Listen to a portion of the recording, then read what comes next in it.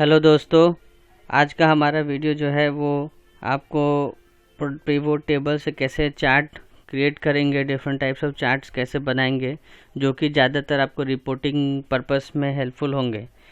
तो स्टार्ट करने से पहले मैं आपको बता दूं, आप हमारे चैनल प्रोडक्शन नोट को ज़रूर से ज़रूर सब्सक्राइब करें और उसे सभी को शेयर करें।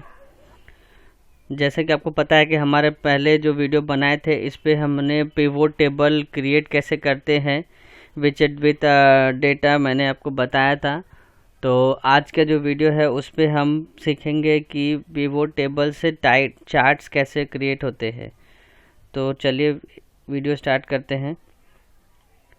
वीडियो के लिए जो रिक्वायरमेंट है वो शीट मैंने ऑलरेडी यहाँ पे क्रिएट किए हुए हैं और इस शीट पे जैसे कि आपको दिख रहे होंगे different types of cell in different countries with their cost, units and amounts आपको लिखे हुए दिख रहे।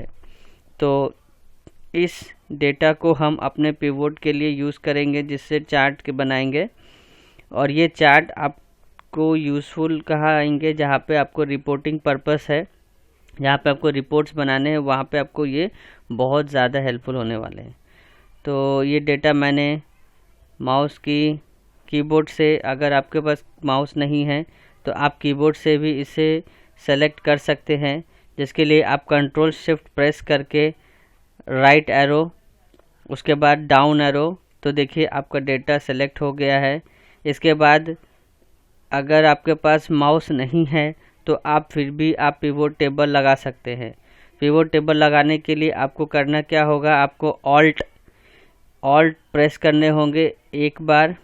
जैसे कि आप देख रहे होंगे कि ऊपर में फाइल के लिए F, H के लिए होम, N इंसर्ट के लिए N, पेज लेआउट के लिए P, फार्मूला के लिए M, डेटा के लिए A, रिव्यू के लिए R, ये आपको आ गए।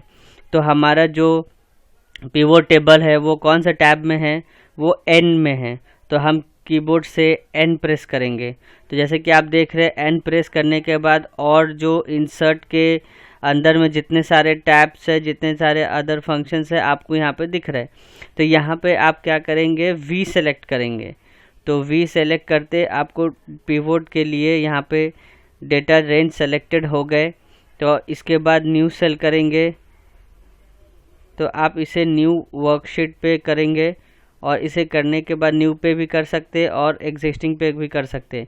इसका ब्रीफ डिस्क्रिप्शन मैंने ऑलरेडी आपके लास्ट वीडियो में कंप्लीट कर चुके हैं। अगर आप उसे देखना चाहते हैं तो ऊपर आई बटन पे लिंक हो रहे होंगे, आप वहां से देख सकते हैं। वहां पे आपको ये सारे ईच एंड एवरी पॉइंट्स मैंने यहाँ पे एक्सप्लेन किए हैं, आप वहाँ से देख सकते हैं। तो अभी हम इसे न्यू वर्कशीट पे क्रिएट करते हैं। उस वीडियो में हमने एग्जिस्टिंग वर्कशीट पे कैसे क्रिएट होंगे पिवोट टेबल वो दिखाया था और इस वीडियो में हम न्यू वर्कशीट करते हैं। तो अभी ये ऑलरेडी सेलेक्टेड है हमारा डेटा, आप देख सकते हैं ऑल डेटा सेलेक्टेड है। तो अभी हम इसे करने के बाद ओके करेंगे न्यू वर्कशीट। तो आप देखेंगे न्यू वर्कशीट ओपन हो गए एज अ शीट 3 नेम से, जो कि यहाँ पे क्रिएटेड है। तो अभी हम इससे पिवोट अपने हिसाब से सेट करेंगे। जैसे कि हम लेते हैं रो में कंट्री और कॉलम में वैल्यूज़, नहीं कॉलम की रिक्वायरमेंट नहीं है। हम लेते हैं फर्स्ट ऑफ ऑल यूनिट, फिर यूनिट कॉस्ट, फिर उसके टोटल अमाउंट। तो जैसे कि आपको दिख रहे हैं कि सम यूनिट्स है, यूनिट्स कॉस्ट और यूनिट का टोटल अमाउंट आपको दिख रहे हैं। तो ये डिफरेंट सारे कंट्रीज़ है, इस कंट्रीज़ पे हमारे सेलिंग हुई है। तो हम इस पे हम एक चार्ट बनाएंगे। तो चार्ट क्रिएट करने के लिए आप इसको, जैसे आप पिवोट टेबल पे जाएंगे, आपका एक एनालाइज न्यू टैब यहाँ पे आपको दिख रहे होंगे। जैसे देखिए आप बाहर जाते हैं, यहाँ पे हेल्प के बाद कुछ नहीं है। जैसे आप इस पे जाएंगे तो आपको 2 टैब्स, हिडन टैब्स ओपन होंगे जो कि पिवोट टेबल टूल में यूज़ होंगे। देखिए ऊपर लिखा हुआ है पिवोट टेबल टूल, उसके नीचे एनालाइज लिखा हुआ है। आप एनालाइज में जाएंगे, उसके बाद पिवोट चार्ट में जाएंगे। पिवोट चार्ट में जाने के बाद आप अगर देखें ये रहा डिफरेंट टाइप्स ऑफ आपके टेम्पलेट्स ऑफ डिफरेंट चार्ट्स। तो जैसे कि हम एक कॉलम चार्ट क्रिएट करेंगे, तो जैसे ही मैंने एक कॉलम चार्ट पे क्लिक किया तो आप देखिए हमारा एक कॉलम चार्ट क्रिएट हो चुका है, जो कि ये रहा उसके अमाउंट रेंज डिफरेंट कलर्स। ठीक है, जैसे कि हमारा सम ऑफ यूनिट सेल्स थोड़े कम है, इसलिए यहाँ पे उसके जो बार्स है वो कम आ रहा है। अगर हम इसे इसके बाद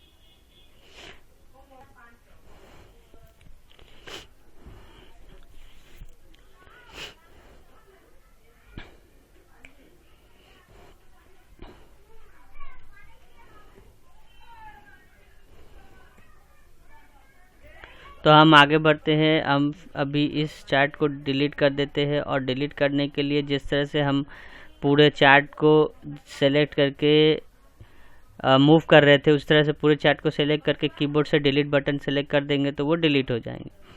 तो अभी हम इसे भी डिलीट कर देते हैं।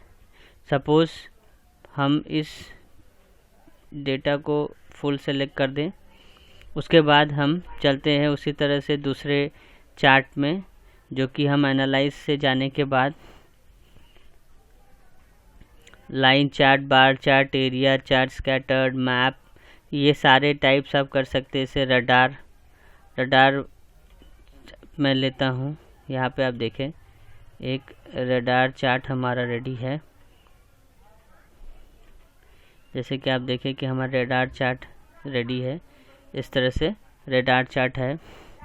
इस तरह से और डिफरेंट दूसरे चार्ट भी कर सकते हैं। और जैसे कि मैंने पहले भी बताया है कि अगर आपका कोई डेटा चेंजेस होंगे, सपोज़ आपके कंट्री वाइज डेटा चेंज अगर है, तो कंट्री वाइज हम कंट्री में जाते हैं। सपोज़ इंडिया में गए, यूनिट क्वांटिटी जैसे 200 है, हम इसे 20,000 कर दें, या इसे सारे को 20,000 30,000 और हम इसे एक भी फिल कर देते हैं ऐसे ही। ठीक है, और इसे हम 350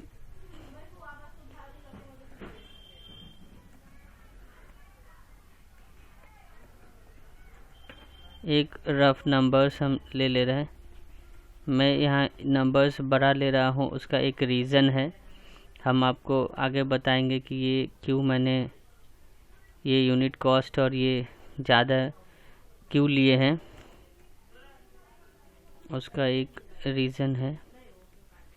इतना बड़ा नहीं तो गलत।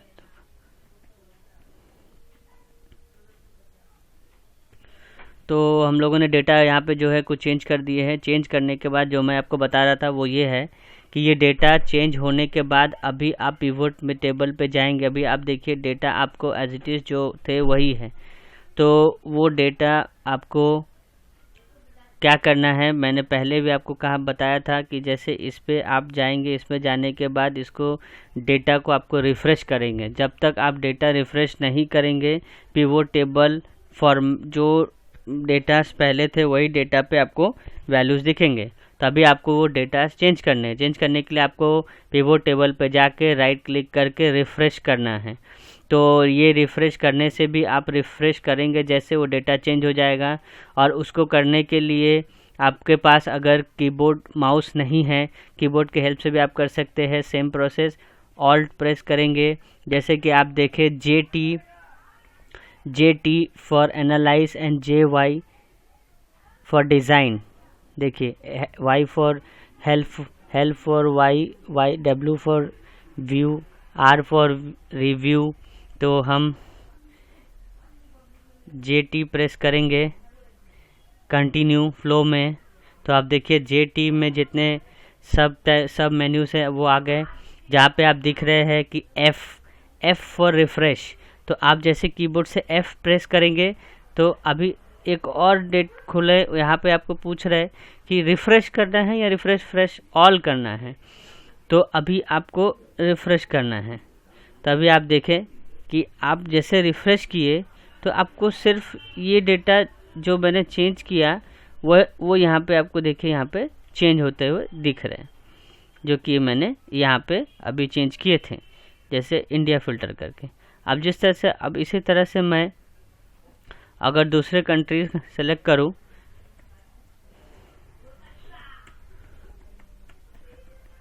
ठीक है, तो ये मैंने डेटा चेंज किए। अब मैं यहाँ आऊँगा, ये करने के लिए सेम प्रोसेस, राइट क्लिक करके भी आप कर सकते हैं और कीबोर्ड से भी आप कर सकते हैं।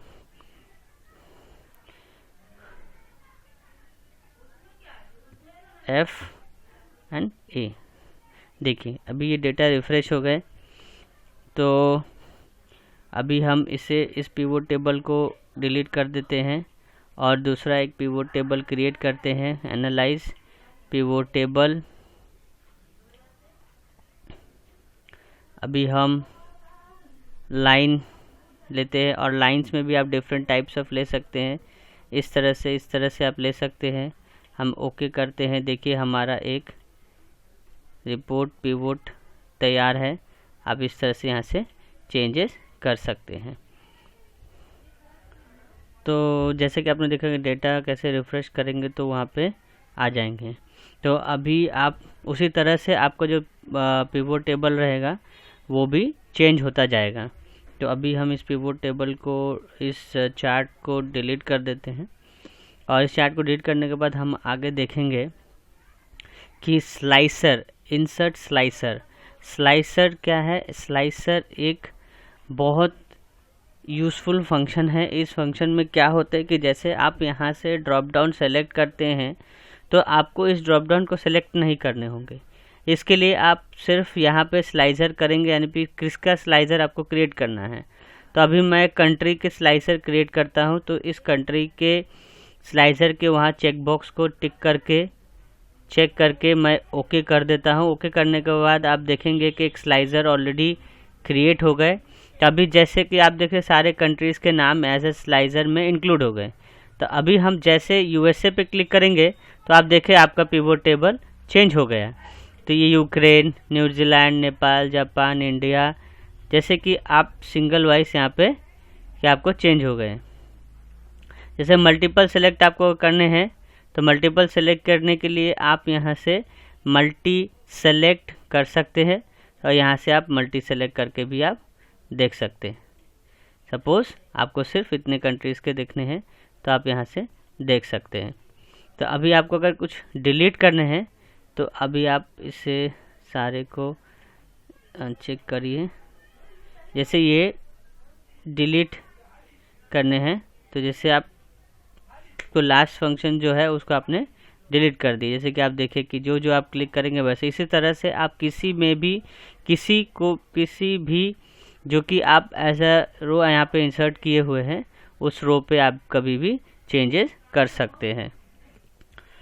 तो अब तक जैसे आपने सीखा कि स्लाइसर कैसे होते हैं और स्लाइसर्स को कैसे हम लोग हटा सकते हैं। तो अभी हम देख रहे हैं कि जैसे और अदर फंक्शंस जो कि एनालाइज के अंदर है, जैसे कि आप देख रहे हैं move pivot.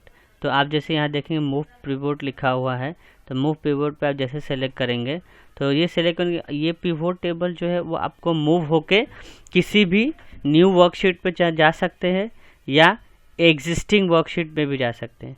Suppose existing worksheet में लोकेशन हम दे रहे हैं D3, तो D3